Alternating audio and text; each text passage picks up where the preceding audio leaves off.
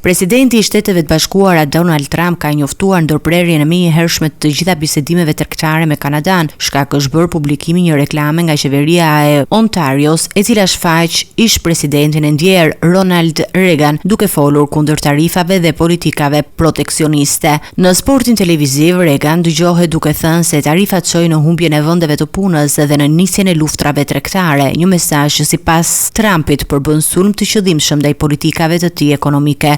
Bazuar në zgjedhjen e tyre skandaloze, të gjitha bisedimet tregtare me Kanadan janë ndërprerë, shkroi Trump në platformën e tij Truth Social. Reagimi nga Washingtoni erdhi menjëherë pasi fondacioni presidencial Ronald Reagan akuzoi qeverinë e Ontarios për përdorimin e paautorizuar dhe të shtrembëruar të materialeve të ish presidentit amerikan. Reklama e shtrembëron fjalimin presidencial dhe asnjë leje nuk është kërkuar apo marrë për përdorimin e tij, thuhet në deklaratën e fondacionit, i cili po shqyrton hapat ligjor. Nga ana tjetër, autoritetet kanadeze nuk kanë komentuar ende vendimin e presidentit amerikan. SBA-ja dhe Kanadaja ishin në fazën e fundit të bisedimeve për një marrëveshje të re tregtare në sektor të çelikut dhe aluminit, pas tarifave të vendosura nga Trump në fillim të vitit, të cilave Ottawa ju përgjigj me masa reciproke. Vetëm pak orë përpara vendimit të Washingtonit, kryeministri kanadez Mark Carney kishte theksuar se qeveria e tij nuk do të lejojë që Shtetet e Bashkuara të kenë qasje të padrejtë në tregun kanadez, duke paralajmëruar për tensione nëse marrëveshjet tregtare dështojnë. Me këtë zhvillim, marrëdhëniet ekonomike mes dy vendeve aleate hynë në një fazë të re pasigurie, teksa analistët paralajmërojnë ndikime të menjëhershme në tregjet e veriut të Amerikës.